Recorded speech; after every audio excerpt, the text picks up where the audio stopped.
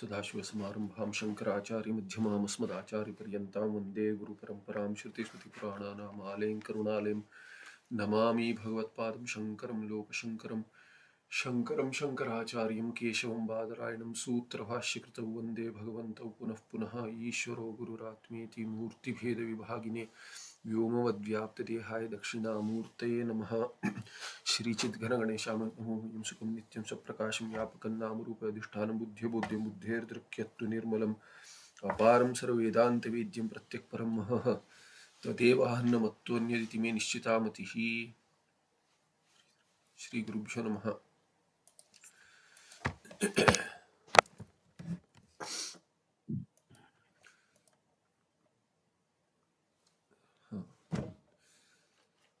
धर्म मीमांसा और ब्रह्म मीमांसा। धर्म मीमांसा है पूर्व मीमांसा और ब्रह्म मीमांसा है उत्तर मीमांसा या वेदांत।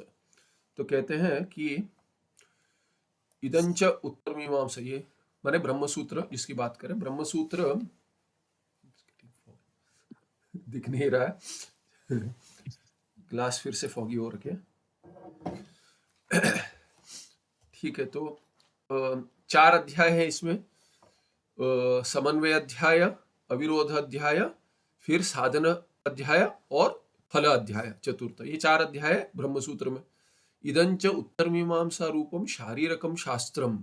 शारीरकम माने शरीर संबंधी, तद्धित, तो शरीरे भव शारीरकम आत्मा।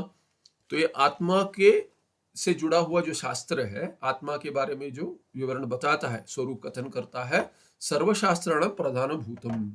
ये सभी शास्त्रों का प्रधान यही है। सभी मोक्ष के लिए प्रयास कर रहे हैं और उसका वर्णन इसमें हुआ है, स्वरूप कथन इसमें हुआ है, और मोक्ष का साधन भी क्या है और उसका फल कथन भी इसी में हुआ है।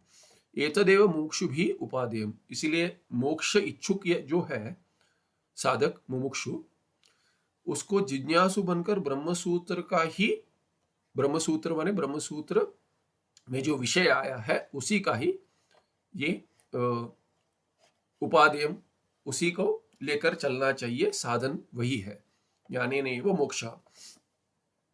अस्य व्याख्यान रूपा ग्रंथा यद्यपि नाना प्रकारः सन्ति।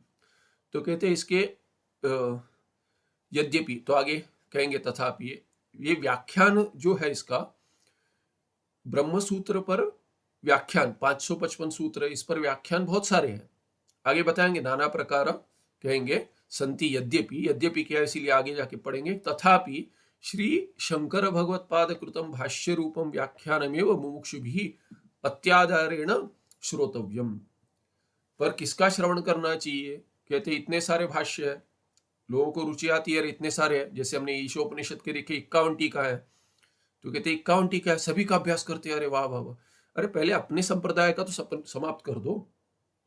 अपने संप्रदाय का जब ये पढ़ लेंगे, समझ लेंगे, श्रवण कर कर मनन कर कर निश्चय हो जाएगा, स्थिर हो जाएगी बुद्धि कि ये सत्य है, उसके बाद जिसका भी अभ्यास करो, रुचि के लिए या दूसरे का निराकरण करने के लिए या उनकी दृष्टि देखे।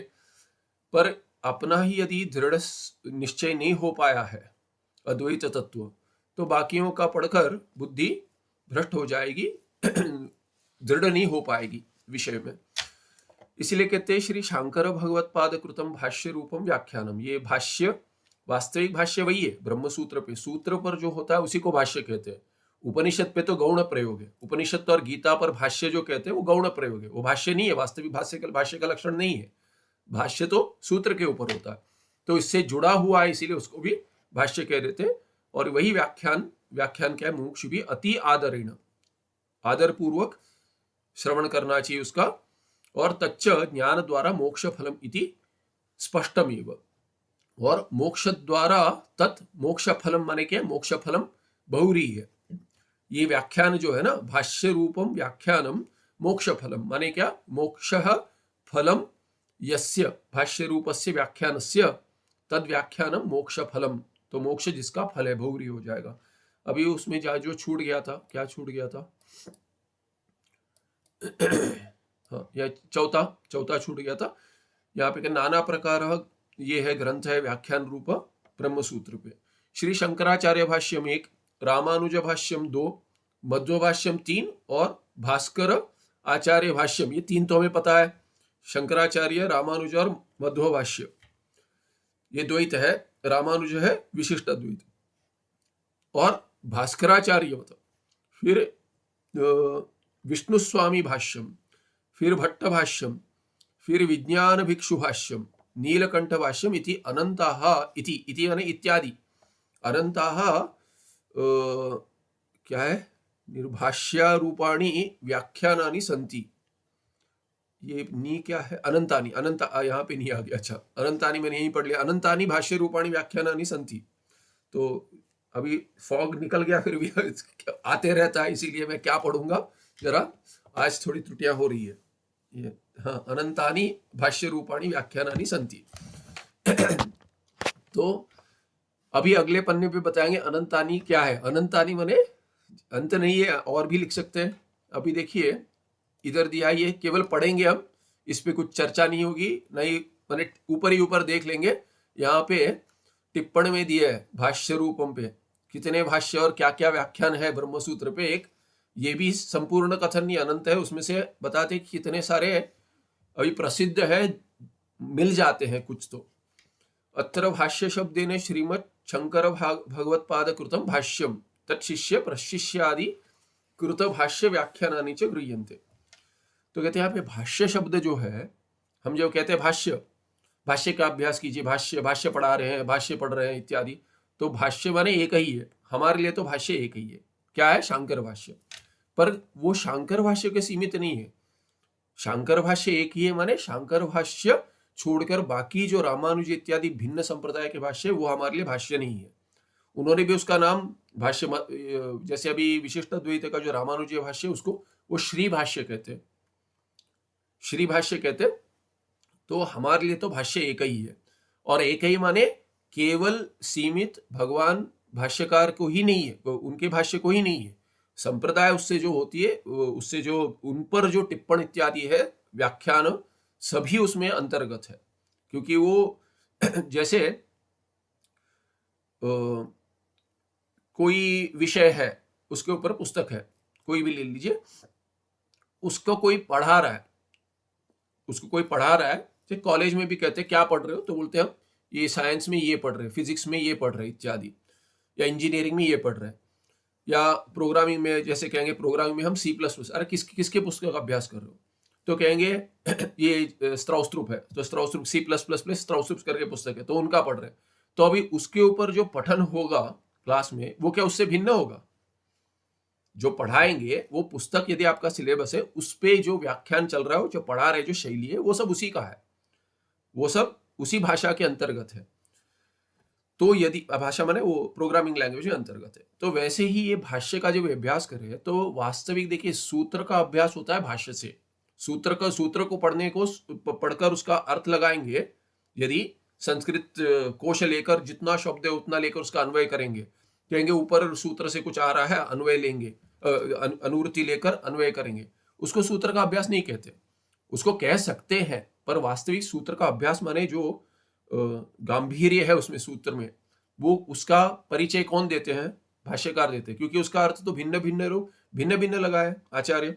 तो शंकर भाष्य में ही उसका परिचय होता है, उसका यथात्म्य का कथन होता है, यथार्थ है, यथार्थ ज्ञान तो हमें भाष्य से मिल रहा है, इसीलिए सूत्र का अभ्यास वास्तविक भाष्य से होता है। तो भाष्य का अभ्यास कहां से होगा, भाष्य का अभ्यास, उस सूत्र का ही अभ्यास भाष्य का अभ्यास है, और भाष्य का अभ्यास होगा टीका से या व्याख्या से, उसका अभ्यास होगा टिप्पण से, ऐसे कर कर अस्मद आचार्य पर्यंतम। इतनी श्रद्धा होनी चाहिए कि ये भगवान से प्राप्त है, और मेरे आचार्य वही पढ़ा रहे जो भगवान से, संप्रदाय से, गुरु परंपरा से हमें प्राप्त है, ये हमें श्रद्धा होनी चाहिए। इसीलिए क्या कह रहे, अत्र भाष्य शब्देन श्रीमत् शंकर भगवत्पाद कृतम भाष्यम, वो तो उसका तो ग्रहण होता ही है, उसको छोड़कर भिन्न भाष्यों का नहीं होता है, किंतु तत्शिष्य प्रशिष्यादि कृत भाष्य व्याख्यानानि च गृह्यन्ते। जैसे दूसरे जो है होले नरसिंहपुर के सच्चिदानंद सरस्वती इत्यादि, वो कहते केवल भाष्य का, वो कहते हम शुद्ध शांकर प्रक्रिया कहते। भाई ये जो शंकराचार्य के शिष्य और प्रशिष्य आदि ने जो भाष्य का व्याख्यान किया है वो भी शुद्ध शांकर प्रक्रिया है, वो अशुद्ध नहीं है, और शुद्ध अशांकर प्रक्रिया भी नहीं है। वो तो शुद्ध शांकर प्रक्रिया है। आप अपने नाम रख लो कुछ भी, उससे कुछ नहीं होगा। भाष्य का जो अभ्यास है वो व्याख्यान से ही होगा। नहीं तो आपने व्याख्यान क्यों लिखा? आपने भी लिखा है। आप कहते हैं कि बाकियों किसी व्याख्यानकार का उन्होंने सब भ्रष्ट कर दिया, संप्रदाय ये कर दी, आप उनका अभ्यास मत कीजिए, केवल भाष्य के। अरे केवल भाष्य का करना है तो आपने ग्रंथ का निर्माण क्यों किया? आपके गुरुओं ने, आपने अलग से संप्रदाय बनाकर शांकर भाष्य करके कह दिया, पर आपने उसके विवरण क्यों किया? नहीं करना चाहिए था, चुप बैठ जाते उपदेश देकर दोनों को। पर ऐसा नहीं किया, उन्होंने रचना भी की। इसीलिए हमारे लिए तो देखिए, ये जो शंकराचार्य है उनके शिष्य प्रशिष्य आदि कृत व्याख्यान सभी प्रमाण है, सभी प्रमाण है, उसको लेकर चले। ये भाष्य के विरुद्ध है, भाष्य से अधिक कथन होता है टीका में, भाष्य से, पर वो भाष्य से विरुद्ध नहीं होता। अधिक दृष्टि होनी चाहिए, जैसे क्योंकि भिन्न भिन्न लोगों के संशय भिन्न भिन्न होते, इसीलिए व्याख्यान की रचना की, अपने ज्ञान के प्रदर्शन के लिए नहीं किया है। हाँ, किन्होंने किया होगा ज्ञान के प्रदर्शन के लिए, जो दूसरे का खंडन करते बैठते अद्वैत आचार्य के, पर अद्वैत आचार्य के खंडन करते हैं तभी वो उसमें तात्पर्य न देखे। जहां उन्होंने खंडन नहीं किया उसको लेकर चले, उनका वो भाग। जैसे अभी गीता पर इतने सारे हैं, वहां पे एक धनपति सूरी का एक टीका है, वहां पे नाम रखा उन्होंने व्याख्यान का भाष्य उत्कर्ष दीपिका, भाष्य उत्कर्ष दीपिका। और उस पे उन्होंने क्या किया है कि वो भाष्य के शब्दों को लेकर उन्होंने टीका नहीं लिखी है। भाष्य का उत्कर्ष माने श्रेष्ठत्व दिखाने के लिए टीका है। अरे भाष्य का श्रेष्ठत्व हमें पता है, उसके लिए आपने टीका क्यों लिखी? आपने टीका नहीं है, उसको टीका नहीं कहेंगे, उस व्याख्यान कहेंगे, व्याख्या। ये व्याख्या जो भाष्य का उत्कर्ष दिखाती है, वो उसका इट्स ए मिसनोमर, ऐसा नाम नहीं रखना चाहिए था उनको। उनको क्या नाम रखना चाहिए था? मैं बाकी पाठ चलता उसमें कहता हूं, इसका नाम होना चाहिए भाष्य इतर अपकर्ष दीपिका। उत्कर्ष नहीं दिखा रहे भाष्य का, भाष्य से भिन्न जो है उनको नीचे दिखा रहे। जैसे मधुसूदनी व्याख्या है, नीलकंठी व्याख्या है, श्रीधरी व्याख्या, सबका खंडन करते चलते हैं। ये देखिए, ये ऐसा नहीं बोलना चाहिए, भाष्य में ऐसा नहीं कहा। अरे भाष्य में नहीं कहा इसलिए उन्होंने लिखा है ना, भाष्य में जो कहा है उसी को लिखने के तो वो कॉपी पेस्ट हो गया, कंट्रोल सी कंट्रोल वी, वो तो नहीं किए, उस जमाने का कंट्रोल सी कंट्रोल वी हो गया। अधिक दृष्टि दिखा रहे, उससे विरुद्ध नहीं है। तो ये इन्होंने जैसे द्वेष निकालने के लिए अपना ज्ञान प्रदर्शन करने के लिए लिखा है, ऐसे भान होता है। पर उनका जो भाष्य को लेकर अन्वय अधिकतर बताते और उससे अधिक थोड़ा अर्थ दिखाते हैं। किंतु जब ही आप उनका खंडन छोड़ देते हो, बाकियों का खंडन किया है वो छोड़ देते हो, तो उनमें भी कुछ अच्छा है, इसीलिए उसको लेकर चले कि अरे इन्होंने ऐसा कहा है, ये गलत है, ये गलत है, उसमें समय चला जाएगा, लाभ कुछ नहीं होगा। ये सब क्या है कि अपने बुद्धि को तीव्र बनाती है, इसीलिए व्याख्यान टीका इत्यादि का अभ्यास करें। इसीलिए हम जब देखा है कि नैष्कर्म्य सिद्धि भी जब भी करेंगे तो संभव जितना होगा टीका के साथ करेंगे, उससे थोड़ा क्योंकि देखिए स्वयं जो श्लोक की रचना की है सुरेश्वराचार्य भगवान ने, उन्होंने नैष्कर्म्य सिद्धि श्लोक के रूप में लिखा है, पद्य है, उसके साथ उनके संबंधोक्ति भी है, उसको संबंधोक्ति कहते हैं। तो जो संबंध है, संगति इत्यादि, वो व्याख्यान स्वयं की है, उसी पर उन्होंने अपना भी उससे जोड़कर, दोनों को जोड़कर नैष्कर्म्य सिद्धि कहते हैं। किंतु उससे अधिक अर्थ टीका में लगता है। तो चित्सुकाचार्य इत्यादि, ज्ञानोत्तम इत्यादि, ऐसे 2-3 टीका उपलब्ध है। उसमें होले नरसिंहपुर स्वामी जी है, उनकी भी टीका है, क्लेश अपहारिणी करके। तो हम तो नहीं करते अभ्यास उसका कि हम करेंगे, सांप्रदायिक जो है उनका अभ्यास करेंगे। संप्रदाय से भिन्न होकर जो व्याख्यानकार को जो कहते हैं कि ये गलत है, उनका मैं तो नहीं करता अभ्यास, रुचि ही नहीं आती, बता रहे हैं केवल। तो इसमें अभी वैसे बहुत सारे ग्रंथ हैं, सभी प्रमाण रूप में देखेंगे, और जो हमारे संप्रदाय के शंकराचार्य पे जो व्याख्यान है भाष्य पे, उनको सब प्रमाण मारकर चलेंगे। तो कहते हैं तत्शिष्य माने शंकर शिष्य, शंकर भगवत्पाद शिष्य प्रशिष्य आदि कृत भाष्य व्याख्यानानि च गृह्यन्ते। इसी को कहेंगे भाष्य शब्द में उसका भी ग्रहण हो जाएगा।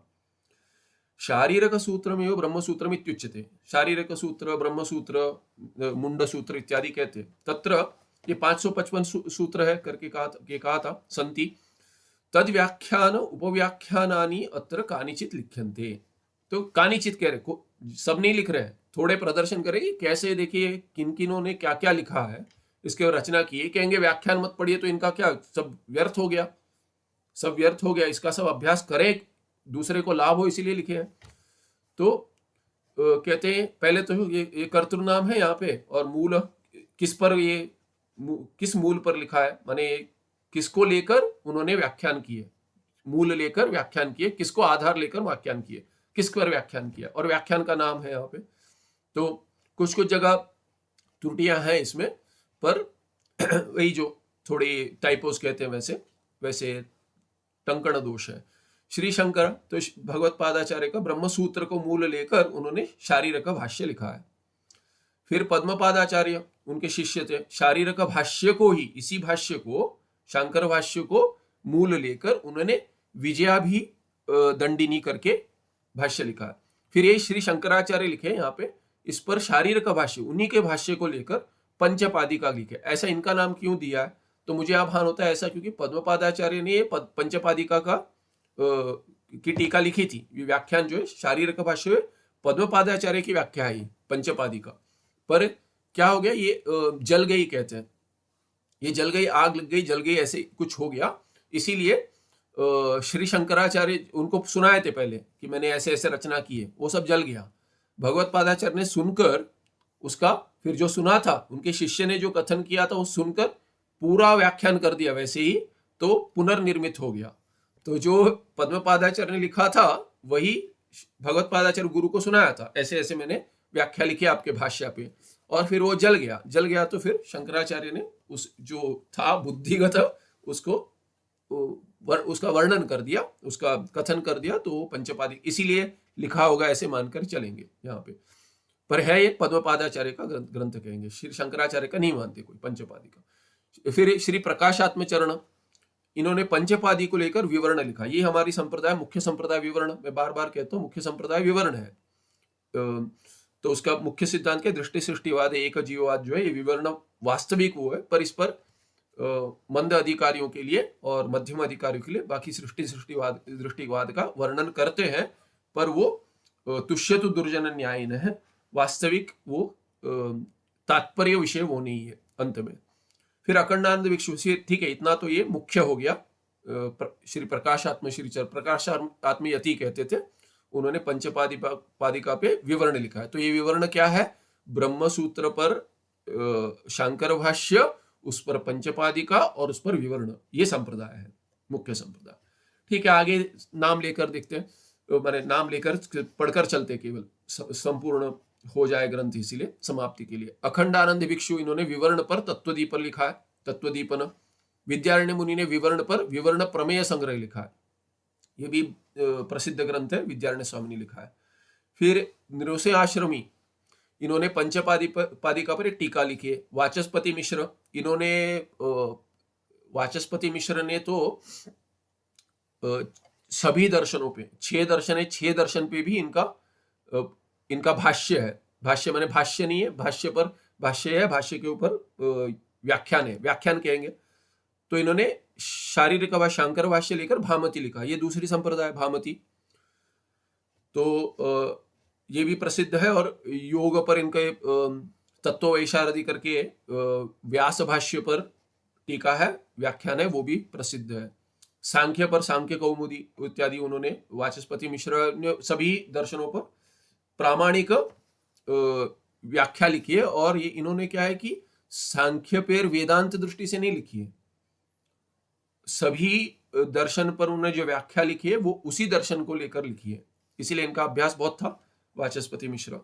ये भामती उन्होंने अपने पत्नी का नाम रख दिया, पहले बताया था मैंने कि जब ये लिख रहे थे व्याख्या, वो भूल गए कि विवाहित है, इतने उसमें जुट गए कि जब ये समाप्त हुआ तो पत्नी लाकर खाना परोसी थी इत्यादि, तभी चाय जो भी दूध इत्यादि लाती थी, तो पूछा आप कौन हो, तो उन्होंने कहा कि मैं आपकी पत्नी हूँ।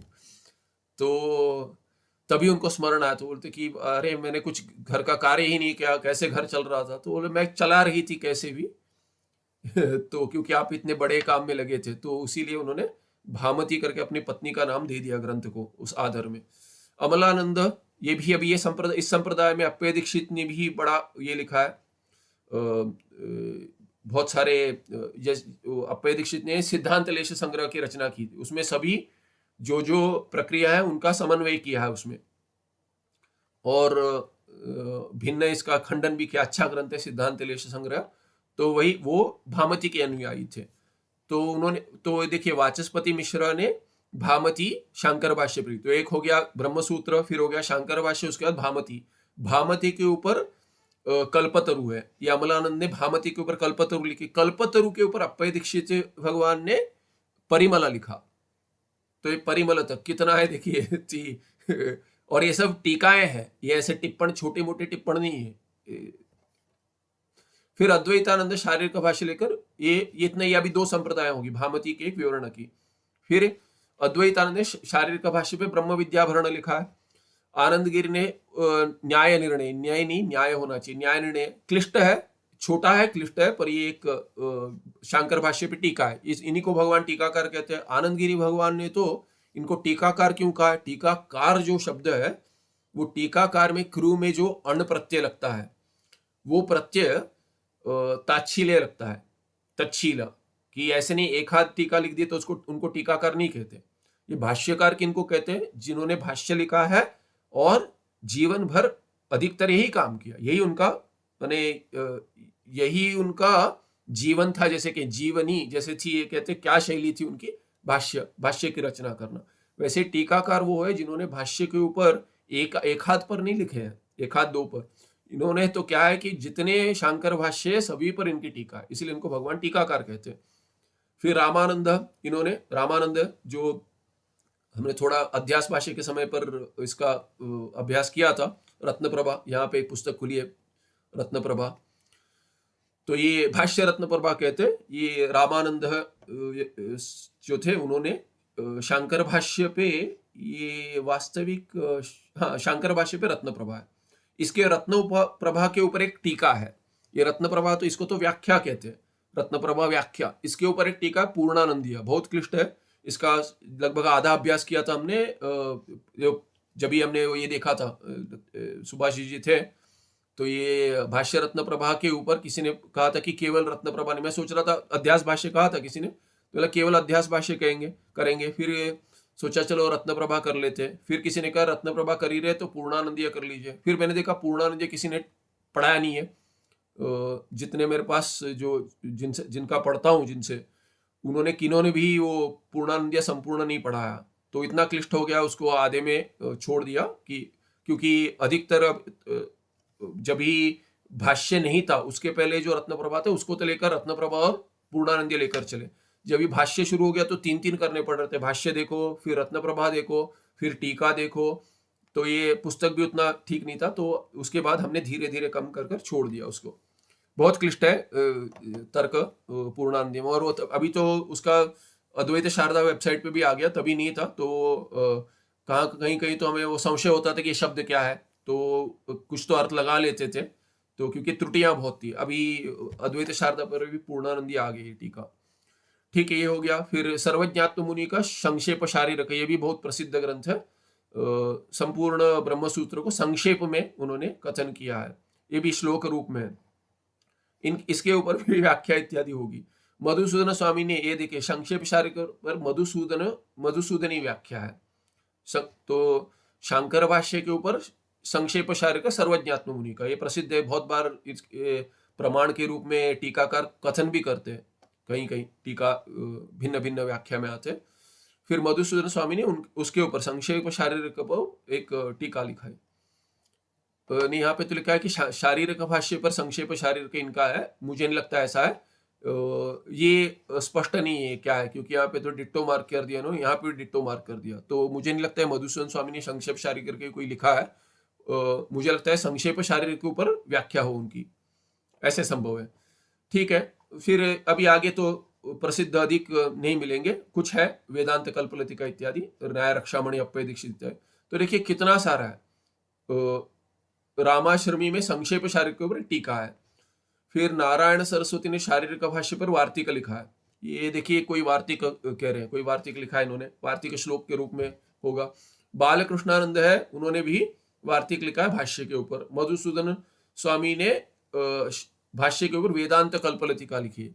वेदांत कल्पलतिका सीधे भाष्य पे है कि नहीं संशय है मुझे, पर हो संभव है, मैंने नहीं देखा है, वेदांत कल्पलतिका अभ्यास नहीं किया, देखा भी नहीं है। रामाश्रय ब्रह्म सूत्र पे वृत्ति है। ये वृत्तियां बहुत सारे, वृत्ति माने बहुत सहज होती है। एक वृत्ति का तो हमने अभ्यास किया था, ये जो सदाशिव ब्रह्मेंद्र वृत्ति का हमने ये पढ़ाया था। इसके बाद जो अध्यास भाष्य के बाद वही हुआ था। इस पाठ के पहले, विचार सागर शुरू होने से पहले हमने ये संपूर्ण 555 सूत्र का वृत्ति का अभ्यास किया था, पढ़ाए थे, तो उसमें हुआ था, हमने किया था, तो उसमें भी सुभाष जी थे। फिर आगे क्या है, हाँ, ये नारायण भट्ट इन्होंने भी वृत्ति लिखी है। अप्पय दीक्षित ने न्याय रक्षामणि लिखी है, तो सीधे ब्रह्मसूत्र पर कल्पतरु का भी निर्माण, कल्पतरु के परिमल भी का निर्माण किया है। भामती संप्रदाय ब्रह्मसूत्र पर न्याय रक्षामणि करके भी इन्होंने रचना की है। शंकरानंद, जो शंकरानंदी कहते हैं गीता के ऊपर इनकी, सो शंकरानंद इन्होंने ब्रह्मसूत्र पर एक ये न्याय रक्षामणि लिखा है, पता नहीं कितना है, तो ये ठीक है। आगे भैरव दत्त पंडित का एक तात्पर्य टीका है। रामानंद स्वामी की ब्रह्मामूर्त वर्षिणी गंगाधर सरस्वती, ये भी प्रसिद्ध ग्रंथ है। स्वराज्य सिद्धि, हमें भी नैष्कर्म्य सिद्धि का अभ्यास करेंगे। वैसे 5 सिद्धि ग्रंथ मानते, पहले 4 मानते थे, ये 5वीं है। गंगाधरेंद्र सरस्वती ने ये जो हमारा मठ है दक्षिण में भारत में, वो स्वराज्य सिद्धि करके एक श्लोक रूप में रचना की है।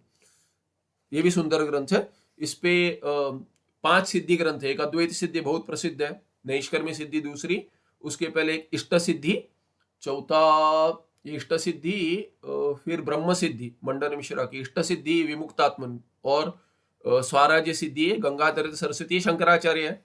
अभी इनके संप्रदाय में यहाँ पे ये हव्यकों का मठ जो है वहाँ के है गंगाधरेंद्र सरस्वती, फिर गंगाधरेंद्र, और उसके बाद ऐसे 2 भिन्न नाम है। वो गुरु शिष्य को वो नाम देते, फिर शिष्य गुरु का ही नाम दे देते, ऐसे वो संप्रदाय अधिकतर चलती है गंगाधरेंद्र सरस्वती। फिर विद्यारण्य मुनि अधिकरण रत्नमाला करके रचना की है। इनका एक और ये भी है, क्या है, वैयासिक न्यायमाला, उसका तो अभी तक वर्णन नहीं आया। एक विद्यारण्य मुनि की वैयासिक न्यायमाला है, श्लोक रूप में, इसी के ऊपर है, ब्रह्मसूत्र के ऊपर। रघुनाथ शास्त्री सीधे ब्रह्मसूत्र पर, भाष्य को लेकर ही है, पर ब्रह्मसूत्र पर है। रघुनाथ शास्त्री इनका शांकर पाद भूषणम करके सीधे भाष्य पर। फिर उन्हीं ने लगता है 3 ग्रंथ का निर्माण किया। एक अद्वैत वृत्ति है और दिग्दर्शिनी। देखिए, शांकर पाद भूषणम, अद्वैत वृत्ति और दिग्दर्शिनी, ऐसे 3 की रचना की है एक ही ग्रंथ पर, भाष्य ब्रह्मसूत्र पर। और शांकर पाद भूषण में शांकर भाष्य को लेकर लिखे, अद्वैत वृत्ति सीधे लिखे होंगे, और दिग्दर्शिनी करके और एक कुछ पता नहीं वृत्ति है क्या है। अनुय नारायण इन्होंने क्या किया है कि भाष्य के ऊपर समंजस, देखिए भाष्य के ऊपर कितने हैं, आगे बढ़ रहा है। और 32 पे अगर अन्नम भट्ट, ये मैंने बताया था, अन्नम भट्ट तर्क संग्रह के रचिता इन्होंने, मैंने कहा था कि ब्रह्मसूत्र मिताक्षरी करके उनका है, क्लिष्ट है थोड़ा, वृत्ति है पर मिताक्षरी है इनकी तर्क की शैली में। ज्ञानेन्द्र इन्होंने ब्रह्मसूत्रार्थ प्रकाशिका, ये अन्नम भट्ट भी उनके मंगलाचरण में प्रतीत होता है मिताक्षरी में, वो भामती के अनुयायी थे। नागेश्वर इन्होंने ब्रह्मसूत्रेन्दु शेखरम ऐसे रचना की है। प्रकाशात्मक श्री चरण, यही शारीर मीमांसा के शारीर मीमांसा न्याय संग्रह करके और एक इनका ये, जिन्होंने ये पंचपादिका के ऊपर जो नहीं, पंचपादिका जो के ऊपर ये क्या कह रहा हूं मैं, पंचपादिका ना, नहीं, ये जो इसकी रचना जो की थी यहाँ पे,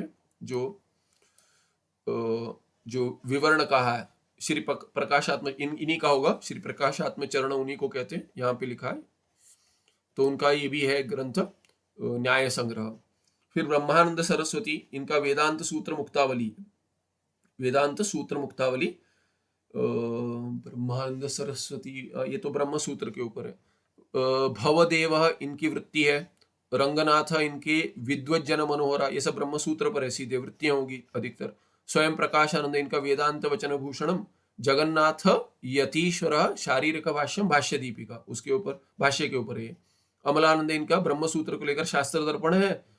फिर गदाधर होंगे, या लगता है गदाधरा इनका ब्रह्मसूत्र पर सारार्थ संग्रह है। इतने 42 का कथन कर दिया इन्होंने, और कहते हैं कानिचित, थोड़े हैं। आगे कहते हैं, यहाँ पे तो ये अंक समाप्त हो गया। हाँ, तो ये टिप्पणी 1 नंबर था, भाष्य रूप व्याख्यानमेव मुमुक्षुभिः अत्यादरेण श्रोतव्यम तच्च ज्ञान द्वारा मोक्ष फलमिति स्पष्टमेव। तो ये मोक्ष के लिए केवल भाष्य और भाष्य के ऊपर जो व्याख्यान है उनका अभ्यास करें, श्रवण करें। 499 हो गया। 500 अंक में कहते हैं स्मृत्यादि ग्रंथानां कर्तारः प्रयोजनञ्च। तो संदर्भ में चलते हैं। संदर्भ क्या था कि सभी वेद वेदांग जो 18 विद्यास्थान है वो सब परंपरा से ब्रह्म ज्ञान के लिए ही उत्पत्ति कारक है, कारण बनते हैं और साधन होने से वो परंपरा साधन मोक्ष के लिए भी होंगे। ब्रह्म ज्ञान के लिए परंपरा साधन और मोक्ष के लिए ऐसे, इसीलिए सभी का समन्वय कर रहा है। ये तर्क दृष्टि के का अभ्यास से उसे पता चला।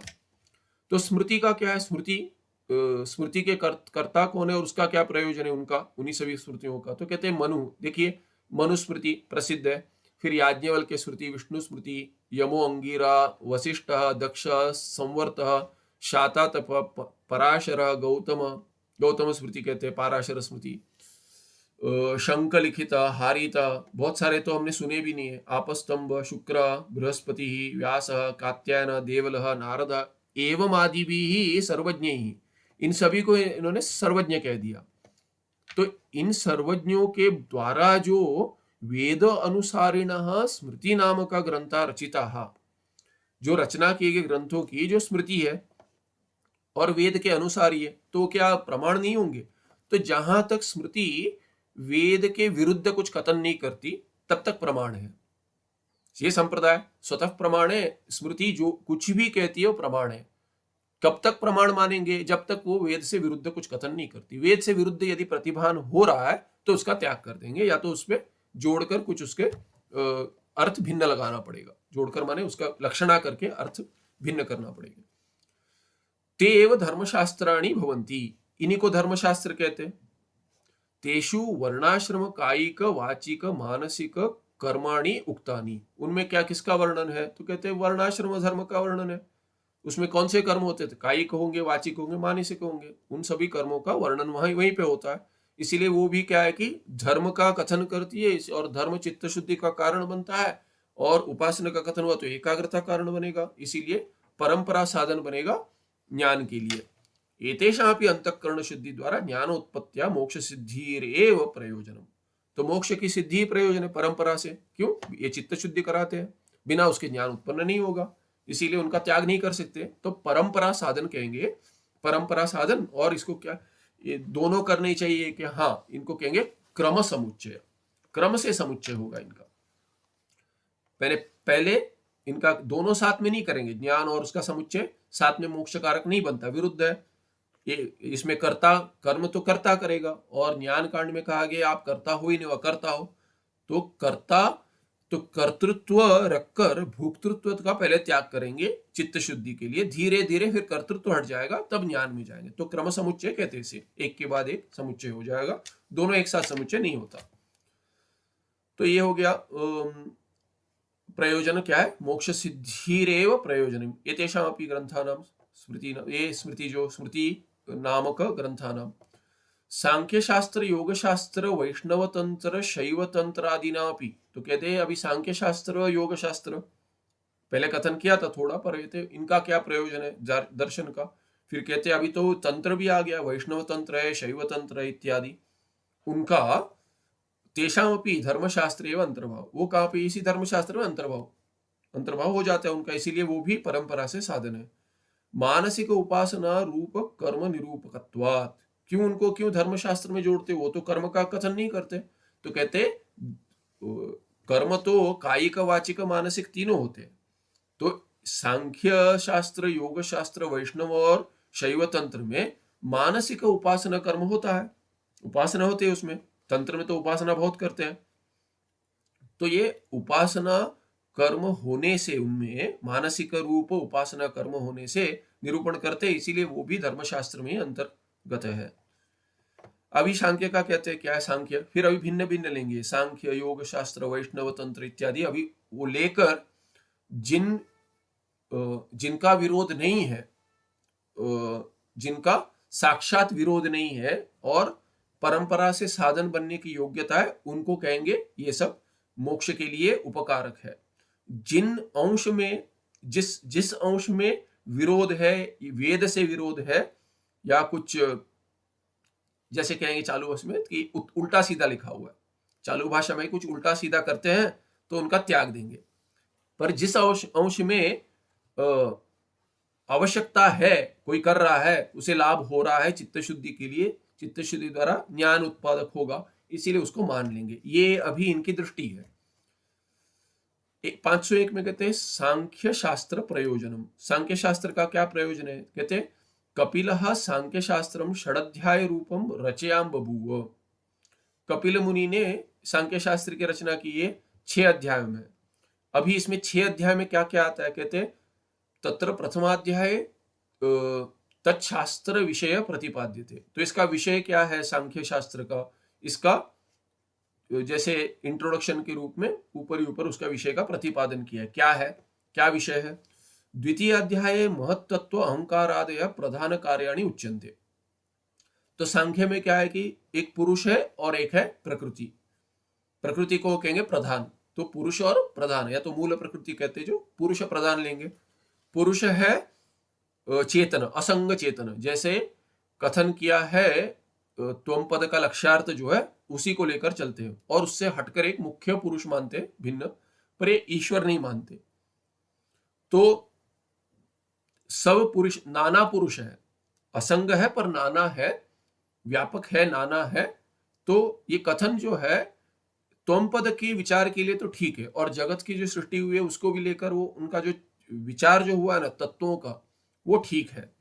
प्रधान जो है वो स्वयं अपने आप चेतन के बिना जो जगत कारण बनता है ना, इस अंक का अंश का हम त्याग करते हैं। हम कहते हैं प्रधान जो है, हम प्रकृति मानकर चलेंगे, माया, वो चैतन्य आधारित है, चैतन्य आश्रित है, चैतन्य आश्रिता माया, ऐसे ही आता है तत्वबोध में, चैतन्य ब्रह्माश्रिता माया। यही रचना जो है, परिणाम जो परिणाम उपादान कारण, परिणामी उपादान कारण, वो तो माया है। तो हम कहेंगे प्रधान जिसको आप कहते हो ये प्रकृति है, वो कहते हैं प्रकृति माने जो विकार लेती है पर उसके पहले कुछ नहीं है, माने ये विकृति नहीं है, स्वयं विकृति नहीं है। स्वयं जिसने विकार नहीं लिया उसको कहेंगे प्रकृति। तो ये पुरुष और प्रधान का कोई संबंध नहीं है। प्रधान प्रकृति है, माने मूल कारण है, मूल प्रकृति कहते हैं। और उसके बाद क्या है कि ये महत आदि, महत अहंकार इत्यादि तत्वों का निर्माण हुआ। तो ये सब विकृतियां हैं, केवल विकृतियां नहीं है, ये भी कारण बनते आगे, इसीलिए ये प्रकृति विकृति है। इसीलिए कहीं प्रकृति कहा गया केवल कारण, विकृति माने अंत में जो आएंगे सूक्ष्म शरीर के जो अंग है भिन्न भिन्न, वो अंत में जो शरीर बन गया, इंद्रिया बन गई, इनका तो कोई और इनसे कुछ निर्मित नहीं होता है, वो अंत में निर्मित है, इसीलिए वो विकार है, केवल विकार है, वो प्रकृति नहीं है, इसलिए उनको केवल विकृति कहें। तो केवल प्रकृति, केवल विकृति, और बीच में जो कार्य भी है और दूसरे के लिए कारण भी है, उनको कहेंगे प्रकृति विकृति। ऐसी इनकी व्यवस्था है। तो कहते हैं द्वितीय अध्याय महत्तत्व अहंकार आदि प्रधान कार्याणि उच्यन्ते। तो ये हो गए विकृतियां, प्रधान हो गया प्रकृति, और प्रधान से निर्मित हो गए विकृतियां, और ये प्रकृति विकृति होंगी क्योंकि ये आगे भी और उत्पत्ति करेंगे। तृतीय अध्याय में क्या हुआ है? तृतीय अध्याय विषयेभ्यो वैराग्य उत्पत्ति कथ्यते। तो ये सब 2 अध्याय में पूरा जो उनकी व्यवस्था बता दी। उसके बाद कहते हैं ये पुरुष जो है ये इनसे हटकर है, तो उनसे विषयों से वैराग्य उत्पत्ति का कथन करते हैं तीसरे अध्याय में। चतुर्थाध्याय विरक्तानाम चरित्रम निरूप्यते। फिर ये विरक्त कैसे होते हैं, उनका चरित्र क्या है, उसका निरूपण चौथे अध्याय में करते हैं। 5वें अध्याय में पंचमाध्याय परपक्ष खंड्यते। तो बाकियों का दर्शन का, दार्शनिकों का पक्ष लेकर, पूर्व पक्ष के रूप में लेकर सांख्य ग्रंथ में उसका खंडन करते हैं। षष्ठाध्याय सकलार्थ संग्रह कथ्यते। फिर अंत में क्या है कि सबका संग्रह, सभी अर्थों का संग्रह बताते हैं। ये उनका सांख्य शास्त्र हो गया। अभी कहते हैं ये इसका हमें क्या काम है, हमें क्या लाभ है? कहते प्रकृति पुरुष विवेकात, ये हमें इतना चाहिए। कहते प्रकृति क्या है? प्रधान इनका, ठीक है, वो जगत कारण है, स्वतंत्र है, सब छोड़ दीजिए। कहते उनकी व्यवस्था जो है वो बनाई है, विचार करने के लिए काम आता है, क्योंकि वो उसका त्याग नहीं कर रहे। क्या कर रहे हैं? वो विचार करने काम आ रहा है, पर वो काम नहीं आ रहा है उपनिषद में जो कथन किया है असंग पुरुष और ये जड़ प्रकृति इत्यादि, तो उसी को लेकर उन्होंने एक व्यवस्था बनाई है। उसका विश्लेषण एक प्रकार से किया है जो काम आ सकता है। किस काम आ सकता है? कहते प्रकृति पुरुष विवेकात, क्योंकि दोनों में विवेक करते हैं, प्रकृति भिन्न है पुरुष भिन्न है, ऐसा विवेक करते हैं। तो विवेक करने से विवेक हमारे लिए चाहिए, साधना चतुष्ट संपत्ति है।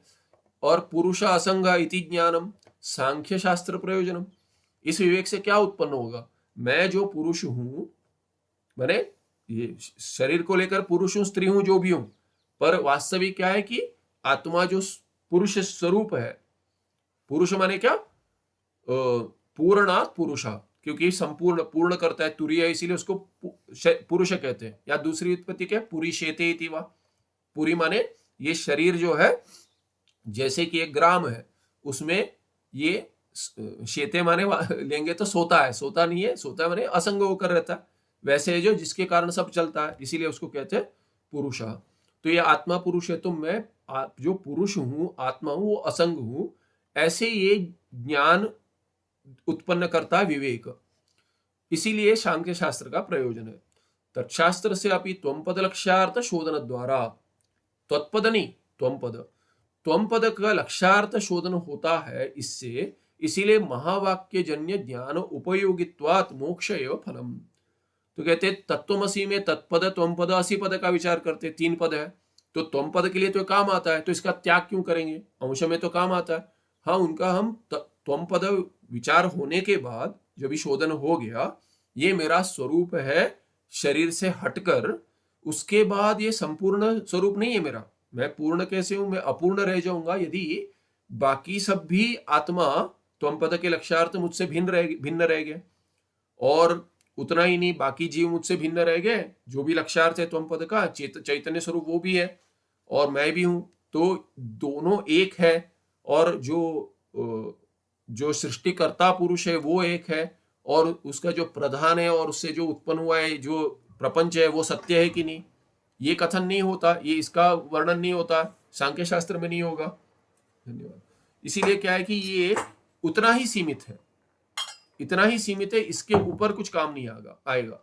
किंतु त्वमपद का जो त्वमपद तत्पद से भिन्न है, या तत्पद का तो वहां पे कथन नहीं होगा, पर ये त्वमपद जो है, ये लक्ष्यार्थ जो है वो प्रकृति और प्रकृति कार्य से भिन्न है, शरीर से, ठीक है, पर ये भिन्न है, पर वो प्रकृति जो सत्य हो जाएगी, उसका कार्य जो सत्य हो जाएगा, उससे मोक्ष नहीं होगा उस बुद्धि से।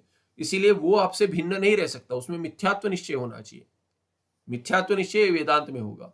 इसीलिए कहते हैं त्वमपद लक्ष्यार्थ शोधन द्वारा उतना तो काम आ रहा है। इसीलिए क्या है कि महावाक्य जन्य ज्ञान उपयोगित्वा त्वमपद अंश में, इसीलिए मोक्ष ही फल है उनका भी। उनका कथन नहीं है, पर उनका वो लाभ में आता है।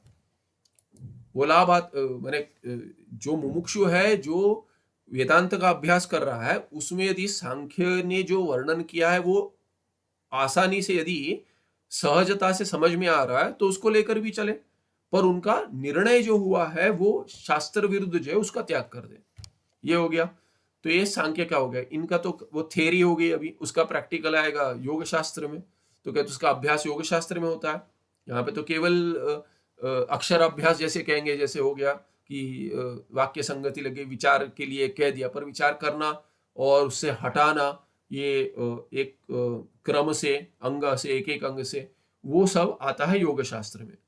तो 502 में कहते हैं योग शास्त्र प्रयोजनम शारीरिक उक्ति अविरोधश्च। तो इस योग शास्त्र का क्या प्रयोजन है? और शारीरिक उक्ति, शारीरिक माने ब्रह्म सूत्र, ये जो ब्रह्म सूत्र के उक्ति के अविरोध वो दिखाएंगे।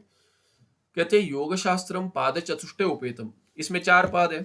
समाधि पाद पहला पाद है, दूसरा पाद है साधन पाद, तीसरा पाद है विभूति पाद, और चौथा है फल पाद। तत्कर्ता पतंजलि, ये पतंजलि, अब ये पतंजलि कौन है? तो कहते हैं पतंजलि वही है, सच आदिशेष अवतार रूप, आदि शेषनाग के अवतार पतंजलि को उनका मानते। इसीलिए जो अभी जो व्याकरण पे महाभाष्य है पतंजलि ने जो निर्माण किया, इसकी कथा यदि पता नहीं है तो बता रहता हूं संक्षेप में। तो ये इतना भाष्य करना था, महाभाष्य 4000 सूत्रों पे जो करना था, तो सभी जो वैदिक वटु थे बच्चों उनको बिठा दिया और कहा कि भाष्य लिखो, मैं बोलते जाऊंगा आप लिखते जाओगे। तो वो और पर्दे डाल दिए थे बीच में, पीछे कौन कथन कर रहा है वो नहीं देखना है, तो कहे हर एक को लिखना है और इसको खोलना नहीं है आपको, केवल तो हर एक को भिन्न भिन्न बता रहे थे, सभी को एक ही नहीं बताया है। तो ये सभी एक साथ लिख रहे थे, सभी को एक एक पाद या बता रहे थे, एक एक अध्याय, एक एक पाद इत्यादि, या पाद के कुछ सूत्र। तो ऐसे कथन होता है बहुत। तो शेषनाग के जितने मुंह है उतने सभी मुंह से उन्होंने व्याख्यान किया है। तो तो उसमें से क्या हुआ कि एक को लघु शंका लग गई, ऐसे कुछ हुआ, वो चला गया और दूसरे सोच रहा था अरे इतना सब कितनी जल्दी बोल रहे कौन है करके पर्दा हटाकर देख लिया, ऐसे कथा आती है, हटा दिया तो शेषनाग को देखकर ही सभी भस्म हो गए, क्योंकि पर्दा जी भी हटा दिया तो सभी बैठे थे, सभी भस्म हो गए। अभी बचा था एक, वो लघु शंका के लिए गया तो बच गया, तो वो आ गया, वो बच गया, अभी किन से लिखाऊं, तो वो उसी से लिखवाया, तुम ही लिखोगे। और कहते उसमें कुछ कोई मानते कि कुछ नष्ट हो गया क्योंकि उनका पुनर्निर्माण नहीं हुआ, ऐसे कोई कहते कि इनको, पर वो तो बच गया इसीलिए उससे लिखवाया, और उसने गलती पर्दा हटाने की नहीं की इसलिए बच गया, पर वो लघु शंका गया था बीच में छोड़कर, इसीलिए फिर उसको श्राप लगा, वो ब्रह्म राक्षस बन गया कहते हैं। और उसकी मुक्ति का ये बताया था, मुक्ति क्या होगी उसकी मुक्ति होगी ब्रह्म, वो जा जाके सबको जीवित तो उसी पे रहता था कि उसको किसी एक को व्याकरण पढ़ाना था, जो पढ़ लिया ना ये जो भाष्य महाभाष्य वो पढ़ाना था योग्य व्यक्ति को। अभी योग्य व्यक्ति व्याकरण में मिलना, वही महाभाष्य पढ़ाना, वो उस समय की बात, तभी भी कितना कष्ट है।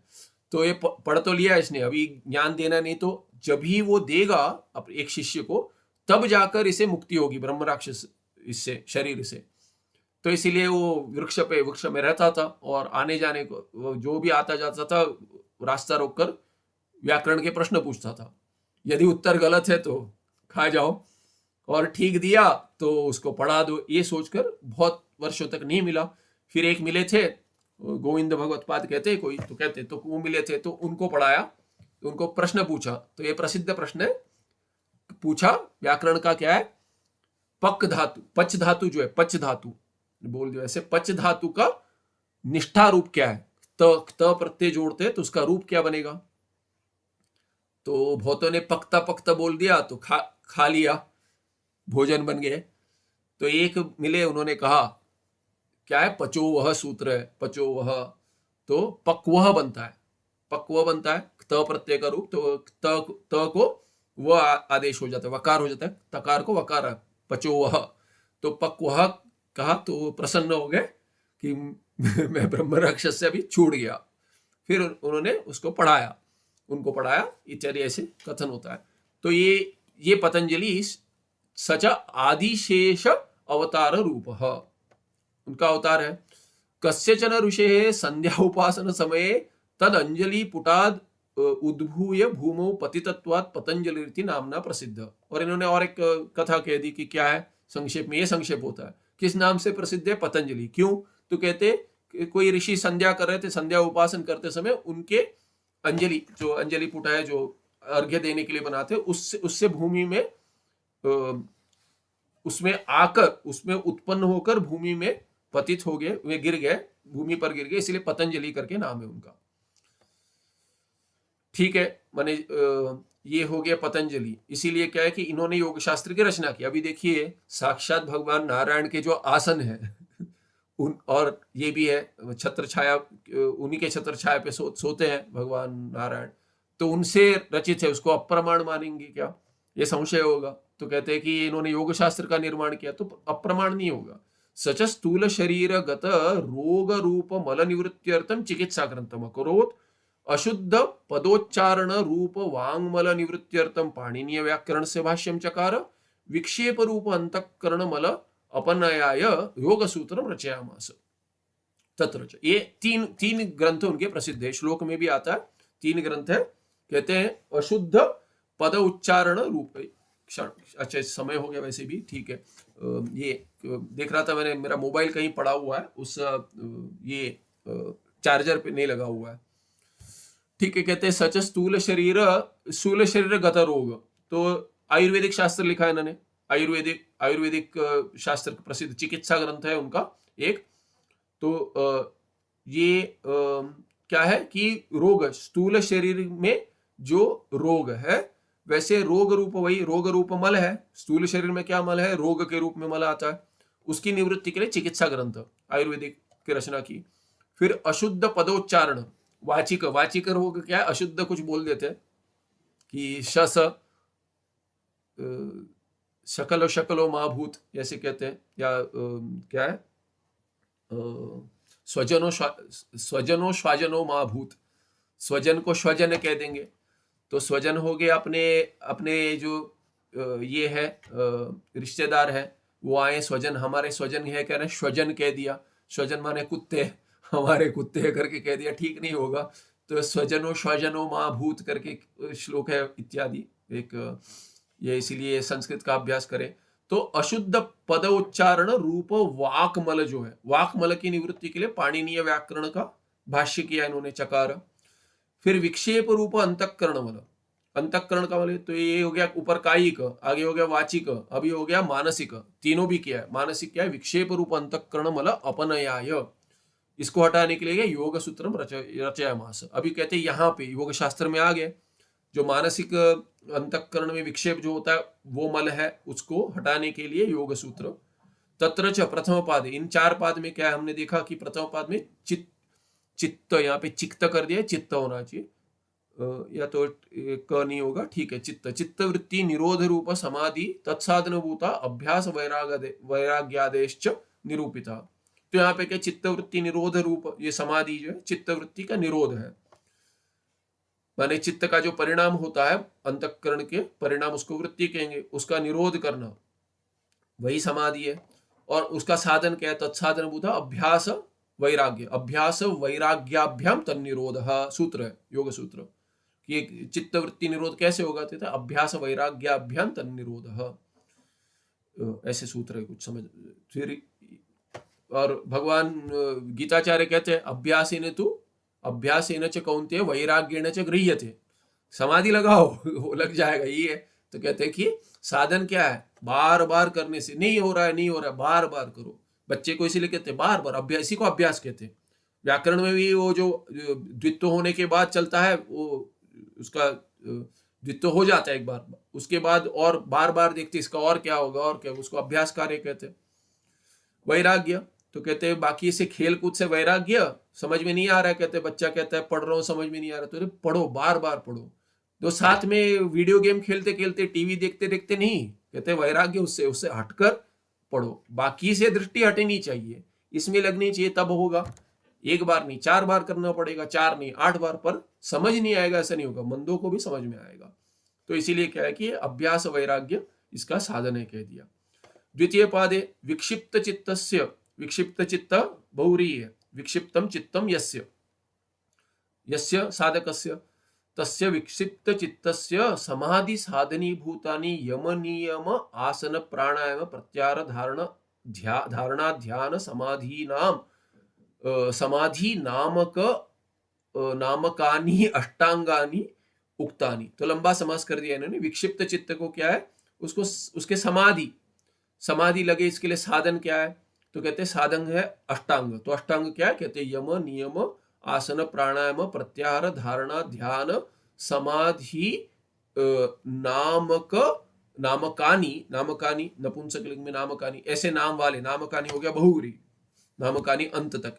तो कहते हैं ये यम नियम इत्यादि जो अष्ट अंग है समाधि तक, ये नाम जिन अंगों के हैं वैसे नाम का अंगानी अष्टांगानी उक्तानी, ये 8 है, 8 अंग है उक्तानी। फिर तृतीय पाद में क्या है, योग विभूतय कथिता। तो पहला हो गया समाधि पाद, दूसरा हो गया साधन पाद, उसमें अष्टांग साधन बता दिए। तीसरे पाद में क्या, योग विभूतय कथिता। तो धारणा ध्यान समाधि ये जब भी किसी पे लगाएंगे, संयम कहते लगता है, संयम कहेंगे कोई, संयम है जो है वो धारणा ध्यान समाधि जिस पर लगाएंगे उससे सिद्धि प्राप्त होगी, उसको विभूति कहते हैं। और ये विभूतियां फंसा देती है। विभूतियां इस देखिए, दो हो गए तो कहेंगे यार क्रम से अभ्यास करेंगे तो तीसरे में चलेंगे, अच्छा ये करो ये करो, तो ये लालच देता है, ये करके करके लालच में फंस जाते हैं। तो ये एक परीक्षा है, इसमें जो विभूति में जो फंस जाता है उसको कैवल्य नहीं प्राप्त होता। चौथा है कैवल्य पाद, मैं फलपाद कह रहा था, कैवल्य पाद नाम है। चतुर्थ पाद है योग फलभूत मोक्ष कथिता, उसको कैवल्य कहते हैं। यही योग का फलभूत क्या है, फल क्या है, मोक्ष ही है। इत्थम योग शास्त्रमपि ज्ञान साधनीभूत निधिध्यासन संपादन द्वारा मोक्ष हेतुत्व प्रतिपद्यते। तो कहते हैं ये योग शास्त्र क्या है, ये भी क्या है कि ज्ञान का साधन क्या है, हमारे लिए ज्ञान का साधन क्या है, श्रवण मनन निधिध्यासन। तो निधिध्यासन संपादन द्वारा योग शास्त्र भी मोक्ष का हेतु बनता है, क्योंकि निधिध्यासन दो प्रकार के होते हैं। एक शुद्ध चिंतन रूप, वेदांती को समाधि की अपेक्षा न हो। दूसरा समाधि, तो समाधि निधिध्यासन से समाधि लग जाती है, कोई लगाना नहीं चाहता, किसी की लग जाती है, वो कहता है ठीक है। कोई कहता है नहीं मुझे लगानी ही नहीं है, मैं थोड़ा घूम फिर के आता हूं, मैं केवल वेदांत के वाक्य में ही रहूंगा। ठीक है, दोनों ठीक है। तो कोई बार बार श्रवण कर कर वही मनन कर कर फिर निधिध्यासन होते रहता है, उसी में चिंतन चलता रहता है कि एक वाक्य होकर ब्रह्माकार वृत्ति लगती है। ब्रह्माकार वृत्ति लगने के बाद किसी का मन उसी में लीन हो जाता है, वृत्तियां उसी में लीन हो जाती है, फिर आत्मस्वरूप उसी में आनंद प्राप्ति के लिए समाधि है।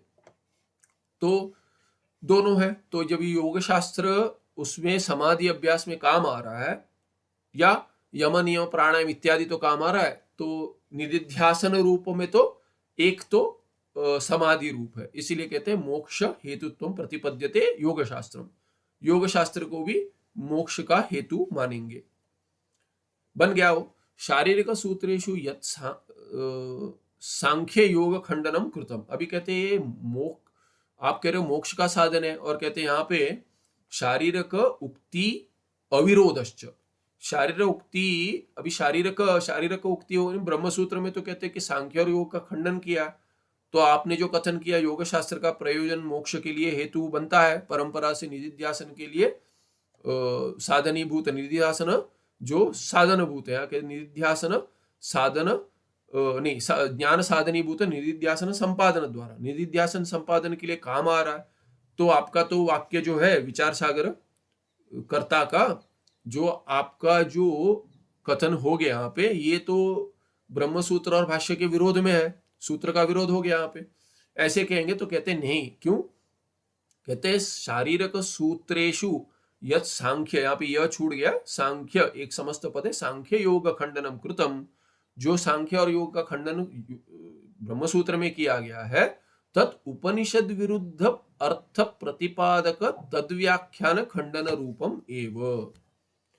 संपूर्ण नहीं फेंक देंगे हम, हटा दो इसको, सब हटा दो, ये नहीं है।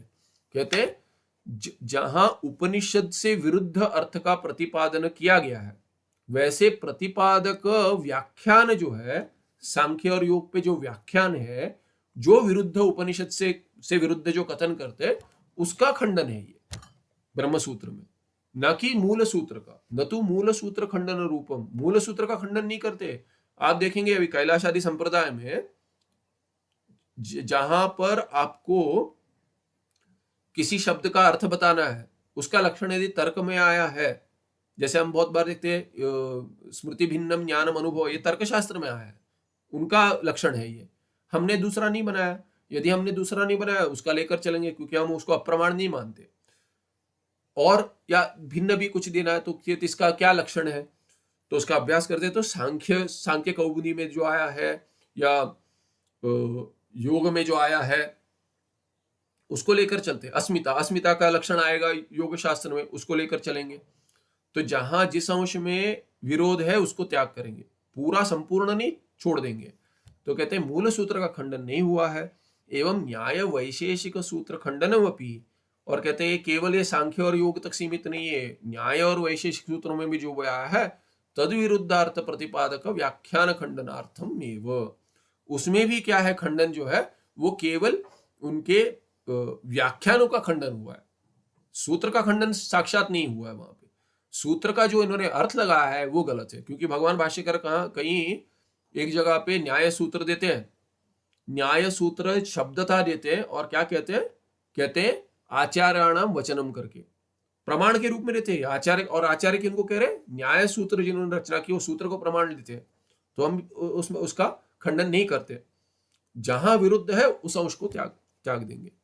तो कहते ये हो गया। अभी ये पांचरात्र 503 में हम देखें पांचरात्र और पाशुपतादि प्रवृत्ति प्रयोजनम। अभी कहते हैं पांचरात्र जो वैष्णव ग्रंथ है और पाशुपत जो शैव ग्रंथ है, ये इनका ये तंत्र है, ये तंत्र शास्त्र का क्या प्रयोजन है वो देखेंगे 503 अगले पाठ में। सुखम नित्यम स्वप्रकाशम व्यापकं नाम रूपे अधिष्ठानं बुद्ध्य बोध्यं बुद्धेर्दृक्यत्व निर्मलम अपारम सर्ववेदांत वेद्यम प्रत्यक परमः तदेव हन्नमत्तोन्यति मे निश्चितामतिः। नमस्ते, धन्यवाद।